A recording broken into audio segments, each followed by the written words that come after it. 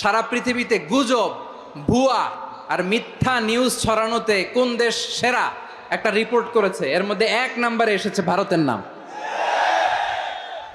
Microsoft তো মুসলমানরা চালায় না, কথা বোঝে নাই বোধহয়। প্রতিবেশী দেশকে বলবো, আপনারা নিজের চরকায় তেল দেন, আপনারাও শান্তিতে থাকেন, আমাদেরকেও শান্তিতে থাকতে দেন। সব চেঞ্জ করা যায়, প্রতিবেশী চেঞ্জ করা যায় না।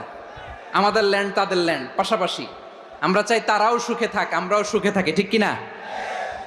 কিন্তু প্রতিবেশী হলে বন্ধুত্বপূর্ণ আচরণ করতে হয়। প্রতিবেশী যদি বন্ধু না হয়ে প্রভু হতে চায়, এরকম দানব প্রতিবেশী কেউ চায় না। ভারত যদি বন্ধুত্ব উপহার দেয়, আমরাও বন্ধুত্ব দিব, কি বলেন? তারা যদি বন্ধু সুলভ আচরণ করে, আমরাও বন্ধুত্ব উপহার দেব। কারণ আমাদের পররাষ্ট্র নীতি হচ্ছে সবার সাথে বন্ধুত্ব।